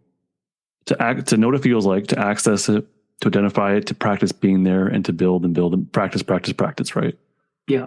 So that you can eventually begin to feel your more defensive stuff, to feel mobilization. And hopefully when you feel it, it's not felt as defense, but you're actually able to welcome it as mobilization or playfulness. You know, that's the goal, is that eventually you can, from your safety state, be curious and allow self-regulation to happen, which is going to involve feeling those more defensive, or those to feel immobilization and mobilization, and then eventually to be really well anchored in your safety state as you climb your polyvagal ladder, as you self-regulate. Yeah. That's the basic idea, is identifying safety, practicing being there, building the strength of your safety state. Yeah. And just doing that, I say just doing that, but really it's a lot. It's not easy. Yeah. But doing that will could increase your potential for being curious about your inner world, to feel more in the present moment, to be able to connect with other people. But it also could, simply doing that could also reduce the intensity of your stuck defensive state, because your vagal brake is now stronger. So, you know, if let's say someone's been in a trauma, you know, but they've been through something traumatic, and they're in a context where they're neurocepting something as dangerous, and it's triggering that trauma all over again. It's triggering, they're in like a full-blown flashback. They're in a panic attack or a rage. That's maybe that's their standard, is that they're in that situation, they get triggered into something that is very dysregulating, right? Yeah. If they develop their vagal brake strength enough, their safety state, in that same situation, they probably will still get triggered, but it may not be nearly as much. And they will be more likely to notice it and be like, whoa, what's going on here? And actually they could do some mindful self-regulation. They probably would be able to know, oh, I feel this, I'm going to let it be there, and I'm going to go actively do something that kind of helps me re-regulate, or I'm going to connect with somebody that I know is a really good co-regulator. I'm going to do something that I know helps me just to kind of slow down and breathe easier. That does not involve directly experiencing the defensive state necessarily. It could, but that person, if just building the safety state, they might not be at that point where they're actually able to feel their defensive state. Yeah. And when it's triggered, it's probably too much anyways. But so just from building a safety state, the potential to be triggered, and to be triggered in a really dysregulating way, it does go down. Yeah. But, based on my clients are telling me and whatnot, like it goes down. So that's the benefit and the need of building the safety state is just day-to-day functioning, I think, goes up. There's more capacity to exist in the present moment, to think clearly, not get caught up in interpersonal issues. Defensive activation it just stays down. And things that are typically triggering might be triggering, but way less so, or noticeably, and then you can do something about it. The potential is higher, I think. Nice. And from then, like a practical standpoint, what does that look like? Or can you give some examples of things that can help in terms of building that, either building that safety or like things that people can turn to in those moments? I like to make things extremely practical and concrete and actionable. So let's break this up into two potentials, okay? Okay. To be in your safety state, to feel like you're in the present moment, there's a couple things. There's a couple of different pathways, okay? The first one is, I don't want to call it but whatever, I'll stick with pathways. The first one is to passively anchor in safety, and the second one is to actively anchor in safety. Okay, so we'll break it up into active and passive potentials. Yep. Okay. Passive would be you're just neurocepting things from the outside world typically that are going to trigger your safety state. This orange light behind me is a passive cue of safety for me in my system. I don't know what it does for you, but for me, it's passive. Nice. It calms. Yeah, okay. Typically, warm lighting tends to do that. So, whereas my bright white lights over here don't do that, but it's out of my view. It's less, whatever. So passively versus actively. So the thing I recommend, and this is like the first step or the second step in my building safety anchors course, is setting up the passive environment. And what I recommend to people is find the safest.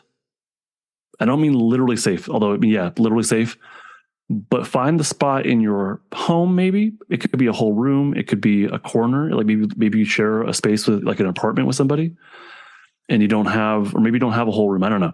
But find the safest spot or room in your home. It could be the backyard if you have a house. The point is find the safest location you can. And that is where you can start to bring in those passive safety cues. And you can even take it a step further and start to manipulate your environment. So I put these things on my walls, right? Yeah. On my wall, singular. These shelves, and these are filled with things that I just like. This 49ers football helmet, that's from my childhood. My brother and I used to play football in our front yard. We'd wear our 49er helmets, and that's a passive cue of safety for me. It's back there. When I think about it, I can actively recall and feel those playful feelings, but passively, it's just there. And when I look and see Seinfeld, that I'm a big Seinfeld fan, and so I can see that, and I'm like, okay, cool. That's I wouldn't necessarily say that's a cue of safety, but in polyvagal language, it is a cue of safety. Yeah, we're not looking for things. It doesn't have to be actively soothing, if that's the right way to put it. Yep. It's just things that are there that bring a generally passive cue of safety. The way things are organized on my shelves here, I'm not excited about it, but it's good enough. There's enough organization there for me to feel contained or organized, and that's a cue of safety. I think generally that's a cue of safety for people, but some people might want to go super minimal and they want really clean walls. That might be a cue of safety for them. So when it comes to this passive, what I recommend is that people, you have to listen to like what feels more like versus dislike. I have more of a like versus my setup than a dislike. So to me, that's a safety cue. This lighting is more of a like versus a dislike. That's where I recommend people start, is pick the safest environment in your home. And if you can, start to tweak things, add things, take things away. You don't have to like paint the walls. You don't have to go out and buy stuff. You might just have to clean up a little bit. Yeah. You might have to just organize and tidy. Doing those things can have a very big impact. Yeah. So if you can do that, that sets up your passive safety environment. Just start with one environment and go to that environment. Let's say once a day, practice there for 10 minutes, just being in safety. And what you could do while you're there is ask yourself, how do I feel? And look inward and say, well, how does this lighting, how does this help me? Do I like this or dislike this? And how can I tell? That could be one thing you can do. That way you're bringing some mindfulness to your passive safety cues. On top of that, what you can do is utilize active safety anchors. And these are things that you do. These could be movements. It could be using your imagination. That's a really fun one. I like to do that with my clients. It could be sensory things like smelling things, seeing things. But but those are also passive. But it could be a thing like where you set up your environment and then you light a candle. And so it's kind of like you're actively doing something, but then you're also passively taking it in. So you could passively have a candle going, you're smelling it without consciously being aware of it. But then you're also doing some sort of movement or a fidget or using your imagination or listening to music. So there's like a lot of blend between active and passive. But there's all these different things you can do that can help increase your chances or increase your anchoring in your safety state, passively and actively. That's the idea. Yeah, no, I get that. And I think that's a really helpful place, like to hear that, okay, this is where you start with people. Like that makes complete sense. I think that is the starting point. And I had a client where we were discovering her safety cues. And for her, she knew water was it. Water, right? Yeah. Can't really bring a pond or anything into the house, but she knew if I go to this place in my neighborhood or in my city, there's a man-made lake. Yeah. If I go there, I can receive passive safety cues. And so she just went and sat in her car and was by the water. Yeah. And she asked herself, what does it feel like for me to be in safety? The next step was she walked around the lake. So she was mobile. She used more active mobility. Yep. And then she's like, okay, how do I build on this? And so the next step was, okay, what can you bring to your home environment that is safe? And we had to use her imagination. So we built on that. And the way I recommend is start in that safety environment, that one place that you identify that's safer, and then use like your imagination or whatever. And then if you could do that, cool. The next step is now do that active safety anchoring. So your imagination or a movement or a fidget or whatever, do that outside of your safety environment to see if you can still access safety even outside of those passive safety cues. So, pick an environment that's a little bit more challenging. I don't want you to go on the sidewalk, in New York. Don't do it there. But can you go to your living room? Is that a little bit more challenging? Or, just some place that has a little bit less passive safety. Practice using your active safety anchors in that other environment and see if you can access your safety state. That way you're challenging yourself a little bit more and you're exercising the strength of those pathways. Nice. Yeah. And in terms of like, I know you say you work with kids, like how easy is it for them to kind of at least understand this and then start to begin to implement it? Yeah, pretty easy. Even for people, even like the adults, even adults that don't, most people don't seek this stuff out. They find me as a therapist and they just want to work with a therapist, and I seem trustworthy enough. So they click on my profile, right? Yeah. So they're not looking for polyvagal stuff, but I can still bring in the language of these things. I can still bring in the concepts without teaching them the biology of it and all that stuff. Yeah. So yeah, it's just like, asking someone, when do you feel calm? That's what I'm asking is when do you access your safety state? But I'm like, hey, when do you feel calm, or when do you feel like you can actually breathe and relax? And they'll be able to identify, oh, there was this one time, or this environment feels the best. And same thing with the teens I work with. It's like, when do you actually slow down? Like when do you feel like you can breathe? And they might say never, but they'll be able to identify what that looks like for them. And then we can start to build from there, even if I'm not giving them the polyvagal language. Yeah. But yeah, these ideas are generally pretty accessible, I think, in general. Yeah. Yeah. And I remember, I mean, it may have even been very early on in your podcast, but you like played music where you're like, okay, I can play this music and it's very much associated with safe and social. I play this music, it's very much associated with fight, flight. And just then, if you know that information, okay, if I'm going to do something active and I want to be sort of more channeling that safety, like what's the kind of music that I can put on, which again, it could be active and I'm intentionally putting this on, right. Or it could be more of a passive thing of like, I've set up this playlist and I just put this playlist on and it's often in the background while I'm in that room or I'm doing my work. Yeah, exactly. That's the way I would put it. I like to listen to something called lo-fi chill hop. Yeah. And I could actively just put it on and listen and do some self-regulation, but I could also just passively put it on the background so that I can actively focus on, writing my next blog or whatever. Yeah. But it's passively just calming me, but also I find it kind of mobilizing. Yeah.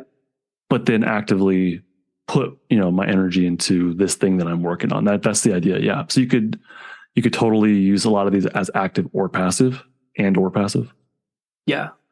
And I do, like, I mean, even you've talked about throughout this of like just knowing yourself and what kind of environments are good for you or not. So good for you. And it was really interesting when I stumbled upon polyvagal theory, and I can't remember how long ago it was. I think it's probably 4 years ago, 5 years ago, somewhere in that kind of ballpark. And I sort of reflected upon my kind of choices with life. And like at that point, I'd moved from London out to the countryside. I just realized like how much more I enjoy just the open spaces, being able to go to the forest and hang out with my dog, and just like, I had spent a lot of my time being in a club and like love that kind of music, but I also know what's like really good in terms of just regulating me on a regular basis. And it was just really interesting for me to reflect on how I was living. Like, oh, okay, a lot of this is just me unconsciously making these choices towards what's actually good for my system. Yeah. Like you just you just knew. Yeah. Yeah. Is that what you're saying? Yeah. It wasn't I found out about polyvagal theory, let me now start to reverse engineer. It was like, upon reflection, I've already started to do some of these things. And it's not that I then didn't add in some other stuff when I became aware of it, but it was just interesting. And I think maybe how this could be helpful for someone is like, let's reflect back on points in your life, or let's reflect back on other times, like where has it felt safe for you, or where are times where this was really was great. Like I am, especially like I talked earlier about like exercise and like how someone can have a really not great relationship with exercise, and at some point they get to a point of like, hey, I want to change this. I've had a break. My body's in a better place. And so we can then start to explore like, okay, well, are there memories that you had when you were a kid of like times where you were moving your body in a way that felt very intuitive and felt really nice to do? Okay, cool. Let's use that as a starting place of starting to then explore some of this. Yeah, I think that I would really encourage people to start off with safety and asking themselves, and it can be a big challenge. What memories do I have of safety? Because it can be challenging. Maybe you don't have any, like legitimately just don't have any. Yeah. But all these different pathways, like you said, it comes down to what for you as an individual, what is actually safe for you? What triggers your safety state? And you can tell just by, do you like it or dislike it? Just start there. Yeah. But the next step would be also what helps you to feel more connected to the present moment. So one red flag I have as people, if they're deepening their learning in this stuff, if someone's telling you how to do it, that's a red flag for me. If someone's telling you have to like gargle or crane your neck in a certain way, and like I saw this one guy like contort himself. He's like, this is how you activate your vagal nerve. Like that's red flag for me. Yeah. Red flag. Someone cannot tell you how to do it. We can give you recommendations. Yeah. Like for me, that chill hop music, that does it for me. For the next person, it might be not helpful. Yeah. So it ultimately comes down to what helps for you individually to feel safe. That's really it. Yeah. So if you can start there and become curious about that, then you can ask yourself, well, these things I don't like that music, that chill hop stuff that Justin recommended, I have more of a sense of dislike. So where does that bring me as far as my polyvagal ladder? Do I feel more like running away, fighting, or shutting down? And maybe it's not like obvious, like a huge impulse to do either of these things, but there might be a little more of activation of like annoyance, and maybe annoyance could be like a flight fight kind of thing. With country music, I feel completely shut down. I can't stand that stuff. It's awful. It's awful. Yeah. So yeah, the looking inward and asking yourself is not easy, but if you can just start off with like a dislike, I think it's a really good place to start, and then become more curious about, well, what are these other things that I'm feeling? And do I feel more flighty, more fighty, more shutdown, more freezy?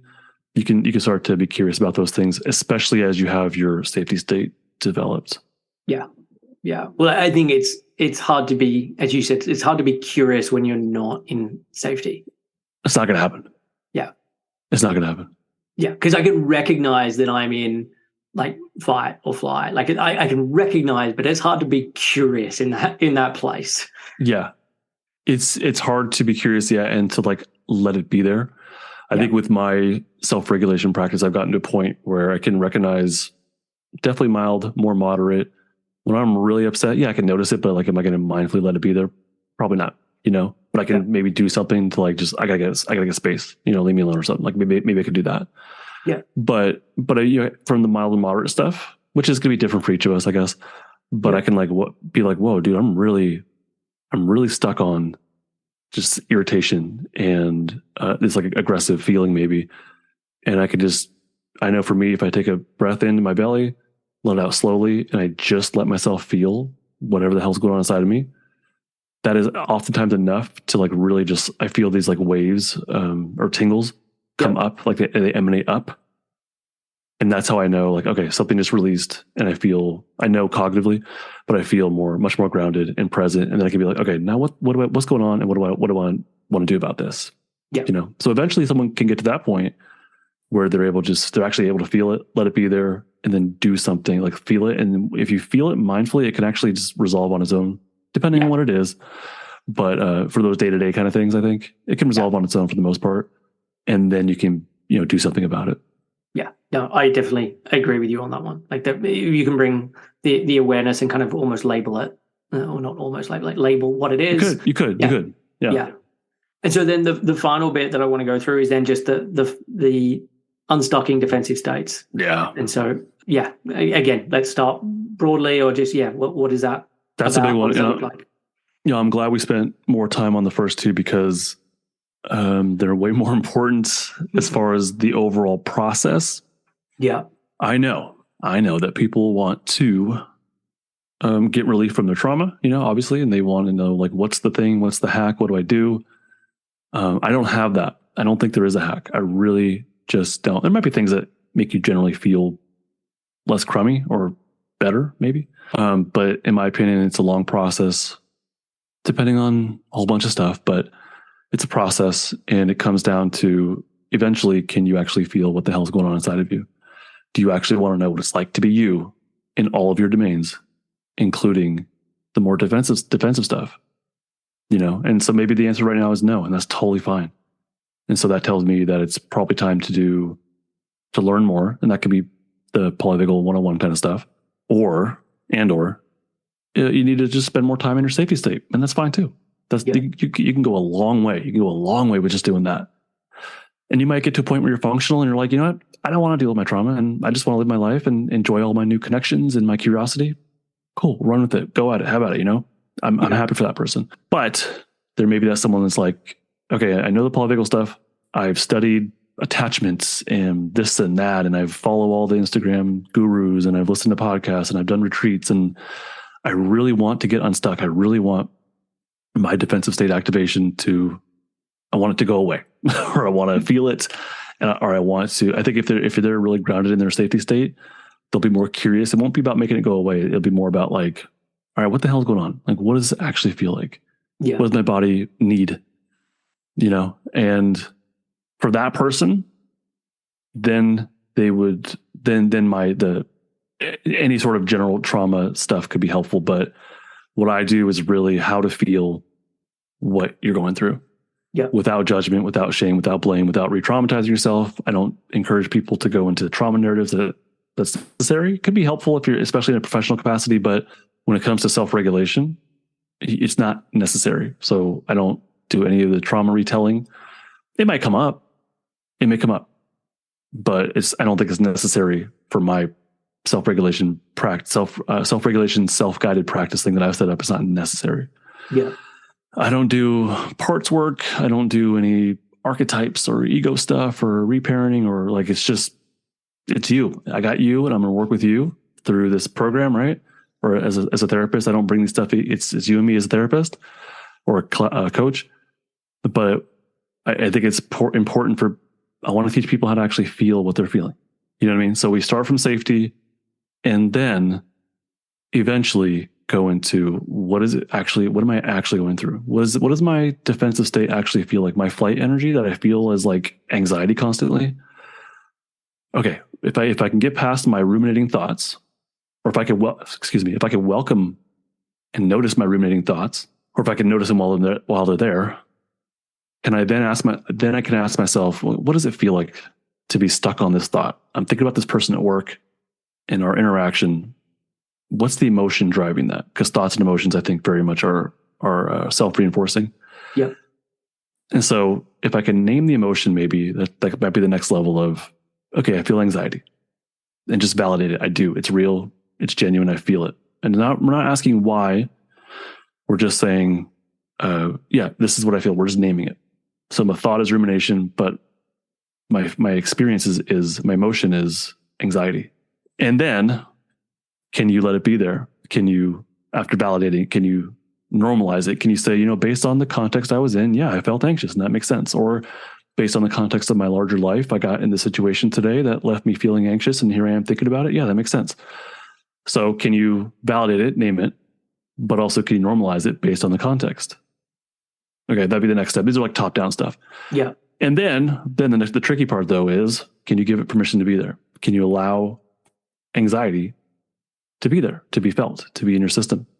And if you can do that, which is not easy, but if you can do that mindfully, maybe in your passive safety environment that you set up previously, if you can mindfully sit with it or stand with it or lay with it, I don't care. If you can be with it, with your anxiety, can you then get to the next level, which is not easy, but it's actually describing what it's like to be anxious and to mindfully experience it.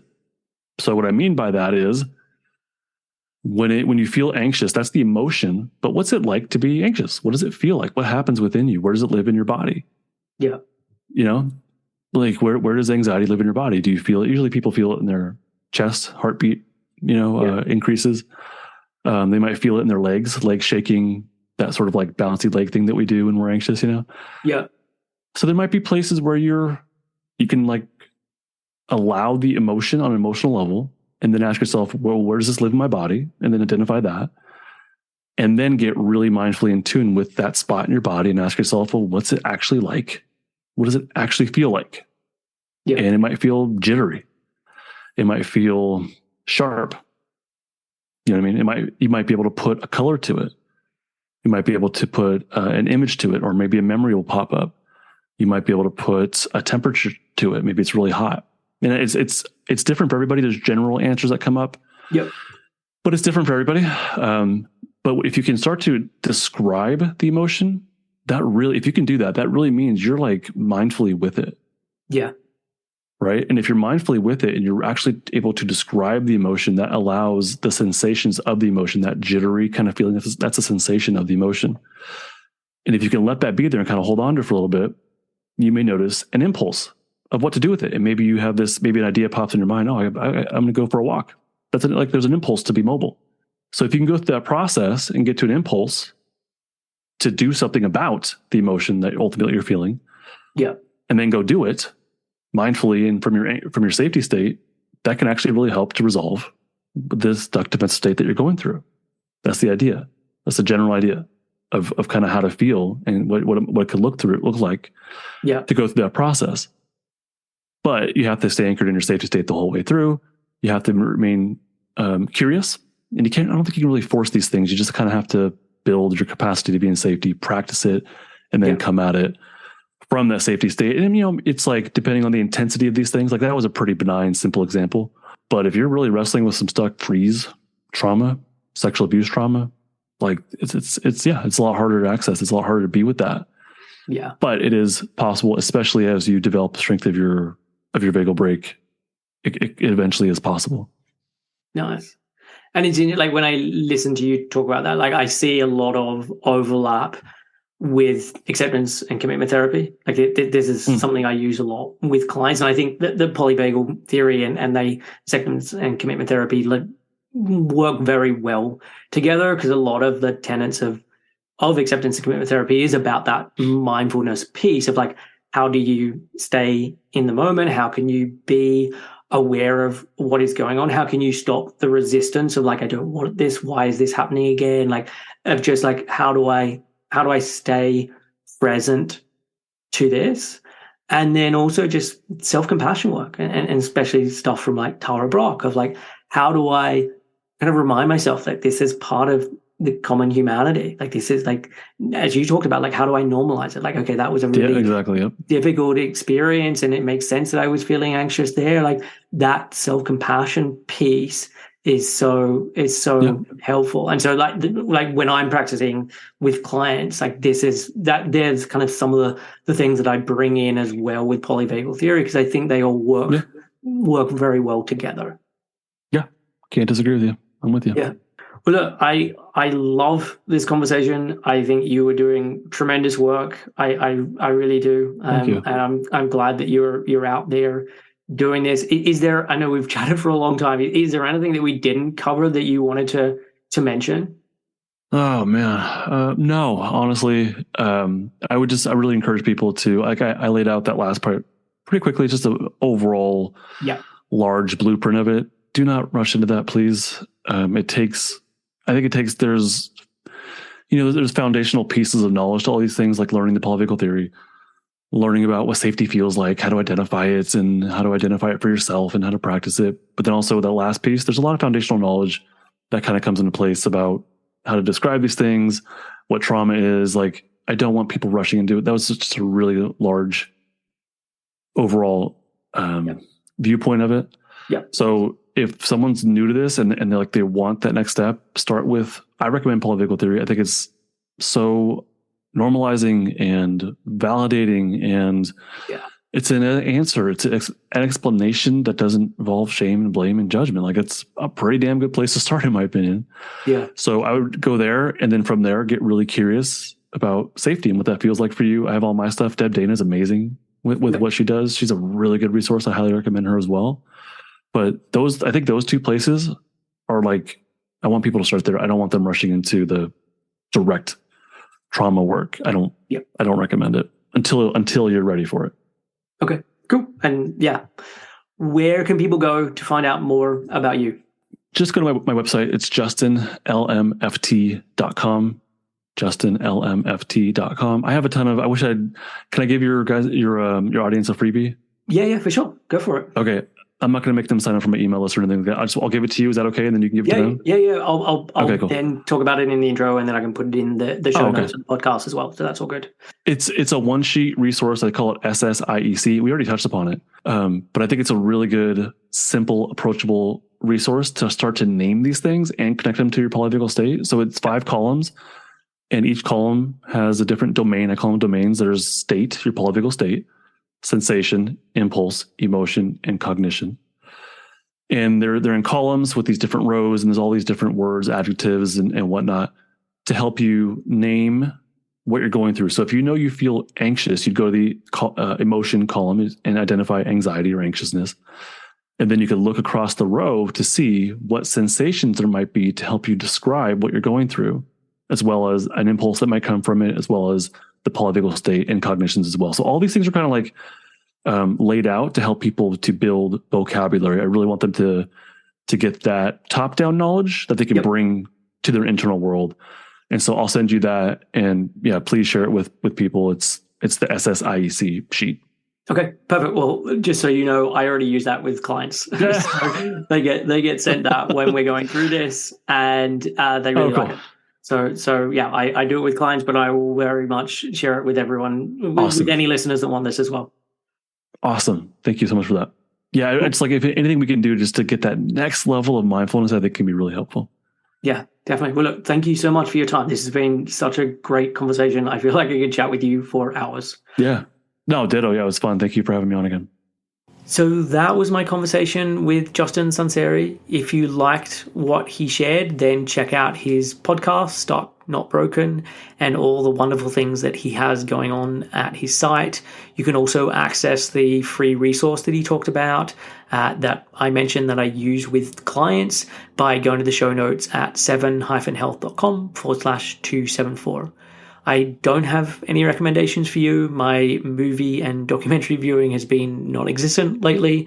I recently got Sky Sports and have been watching a ton of golf, but there's nothing to recommend. I will be back with a new episode soon. Until then, take care of yourself.